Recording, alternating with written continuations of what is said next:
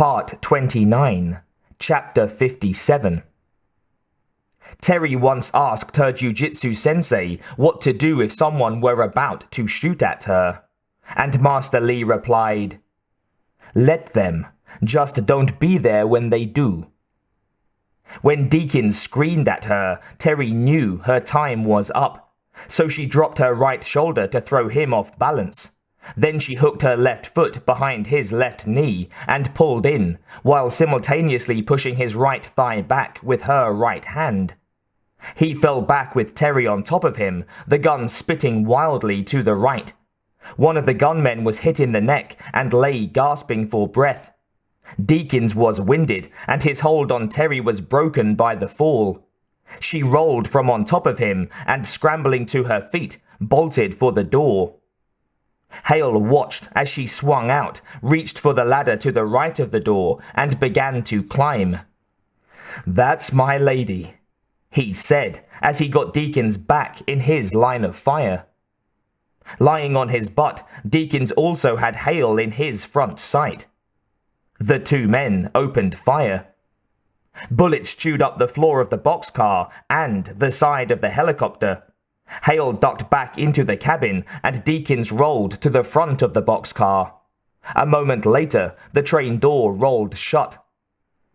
Hale slung the gun around his shoulder and went back to the doorway. Terry was hanging on to the second lowest rung of the ladder, trying hard to get her foot up. "She's never gonna make it," Hale said to Wilkins. He turned to the pilot. "Get me closer." "What are you going to do?" Wilkins asked. "I'm going to try to get her in," Hale shouted as he got out on the runner. The chopper moved in. "Closer!" Hale yelled back. The helicopter moved closer, and Terry started to slip. "Shit!" Hale yelled. "She can't take the prop wash!" Wilkins cried. He leaned towards the pilot. "Pull away!" "No!" Hale screamed. He grabbed a coiled rope from the equipment rack and slung it around his shoulder. Releasing his grip on the side of the hatch, Hale swung his arms back, crouched, and leaped to the top of the train. He landed on his feet with a heavy thud, then fell forward onto his knees. Turning, he crawled to the side of the train as the chopper moved away. Hale looked down. Terry's mouth was taut, her eyes dark slits. She was struggling to hold on. Working quickly, Hale made a lasso from one end of the rope, just as he had as a kid, back on the ranch. He lowered it towards her. "Grab it!" he yelled. She shook her head. I can't let go!" Terry's white-tipped fingers were beginning to slide from the rung. There was no time to waste. Hale put the rope down and climbed onto the ladder. Holding tightly with his right hand, Hale reached down and wrapped his fingers around the front of Terry's uniform. "When I pull," he said, "let go and grab for the next rung, okay?" She nodded. Emptying his lungs, Hale pulled hard on the intake. Inflating his lungs straightened his back and gave him extra leverage. As he tugged, Terry threw her hands up, kicked with her knees, and caught the rung. That gave her the extra height she needed to get her feet on the bottom rung. She hung on as Hale clambered to the top and then followed him up.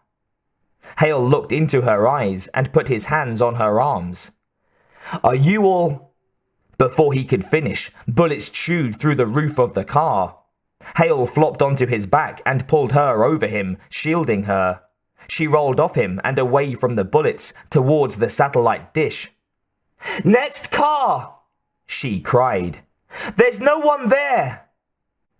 Suddenly, one of the gunmen popped through the open hatch. He saw Terry behind the dish and smirked as he aimed his Stoner 63 machine gun at her. A burst from Hale's automatic wiped off the man's smile, along with the top of his head. Terry screamed as the white dish was splattered with his blood. "Better you than him," Hale said as he reached Terry's side. Hale crouched behind the dish, facing the hatch. He glanced towards the chopper, which was pacing the train some 300 yards to the south and 50 feet up.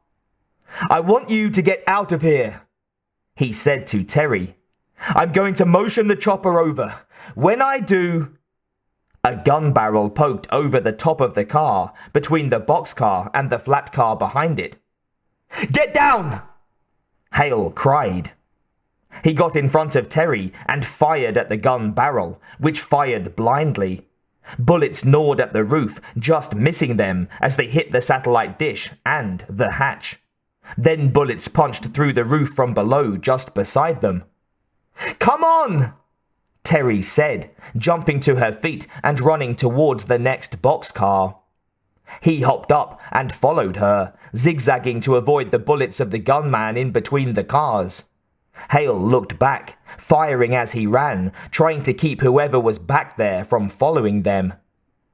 They reached the end of the car, and Terry descended from the ladder between the boxcars, just as two men climbed up from the flat car and another emerged from the hatchway, all of them firing.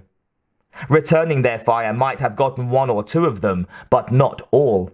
Instead, Hale followed Terry down. As he reached the bottom of the ladder, she was standing on the coupling, trying the door to the next boxcar. It was locked. Gunfire erupted from inside, forcing them towards opposite sides of the door. They looked at the boxcar they'd just vacated. "Someone must have come through the bomb car door on this side," she said. "Entered the next car and locked the door behind them." Hale nodded. He tried the door to the bomb car. It was locked. "Deakins is probably still inside there with his precious bomb," Hale said. He was looking intently at the boxcar, and Terry knew what he was thinking. If they stayed here, they were fish in a barrel. If they went back to the roof, they were targets in a shooting gallery. But if they kicked in the door of the bomb car, they had a chance of taking out Deakins, even though they would probably die in the process. Hale crossed the coupling to the door of the bomb car. "Just so you know," Terry said, "this is a lot more than there was in my job description." "I'm really sorry I got you into all of this," Hale said. "That's okay," she replied, "just as long as one of us gets Deakins." Hale looked at her with sadness, then alarm, as one of the gunmen stuck his weapon over the side of the boxcar. "Get behind me!" Hale said, crossing the door to protect her with his body. As he did, Terry braced herself to be shot at. And then she heard a sound that made her heart beat faster. The sound of bad guys shouting.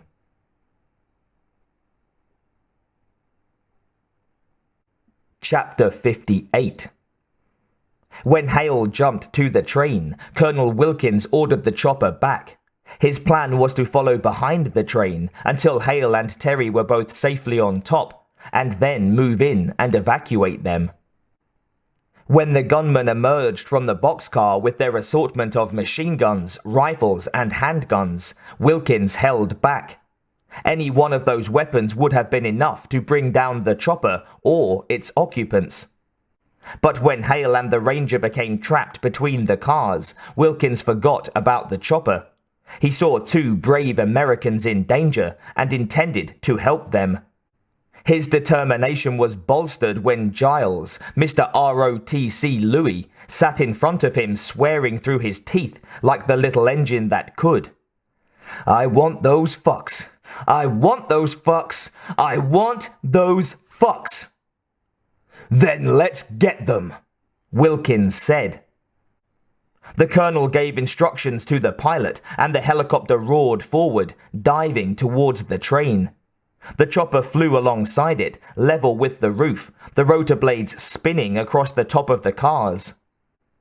Screaming, the gunmen dropped to their bellies or dove for the hatch. None was killed, but none of them fired either. Reaching the end of the bomb car, the helicopter did a 180 on a dime and sped back. As it did, Wilkins saw the side door of the boxcar slide back. Deakins was standing there, his legs spread wide, an M3A1 submachine gun tucked under his right arm. "Pull away!" Wilkins screamed as Deakins opened fire. His warning came too late. The .45 caliber bullets smashed through the glass and metal of the cockpit, chewing their way back, tearing into the pilot's left leg and Wilkins' shoulder. "Christ!" Wilkins screamed and slumped to the right. He clapped his right hand high on his left arm. Giles leaned towards the pilot, who was leaning to the left. Chan's mouth was pulled tight and he was growling. "Captain Chan, are you all right?" "No!" he screamed. The pilot's right hand was still on the control stick, his left on his bloody thigh. His eyes were on the shattered window. There were split cables and a sparking panel in front of him. The tail rotor was shifting slowly from side to side. "We've lost rear lateral control," the pilot groaned. He fought to keep his eyes open. "I've got to set her down." As he swung the chopper away from the train, Giles turned to the colonel. "How badly are you hurt?" he asked. "I'll live," he said. The chopper listed dangerously to the left. "Maybe," Wilkins added as Captain Chan righted it. Biting his lower lip now, the pilot set the helicopter down on an uneven patch of desert. Scrub and tumbleweeds spun through the air as he shut down the rotor. "There's a first aid kit behind the weapons rack," the pilot said to Giles. "Right," Giles said. He squeezed between the seats to get it. Wilkins lay back in the seat, listening to the train recede. He was breathing slowly and trying to eat the pain. In all his years in the military, which included combat in Panama and Desert Storm, this was the first time he'd been shot. It didn't feel the way he thought it would. He'd always been told that when the body was wounded, it went into shock, that the nerves shut down, that it wouldn't hurt as bad as you'd think. That was bullshit. It hurt like deep red hell. He felt as though someone had pinched his shoulder muscles with a pair of pliers and was twisting slowly. Every time he breathed or moved, bolts of pain shot down to his left heel. He poked his middle finger into the hole, could actually feel the blood pumping against it. "Hurry up, Giles," he said. "I'm going to bleed to death here." "Coming," Giles said as he sat beside Wilkins and opened up the kit. Wilkins looked at the pilot. He was pressing his palm to his thigh and looking at the controls. "How are you, Captain?" "Leg stings like a mother, but I'll live." "Good man," Wilkins said. Giles opened the colonel's shirt and placed a bandage on the wound.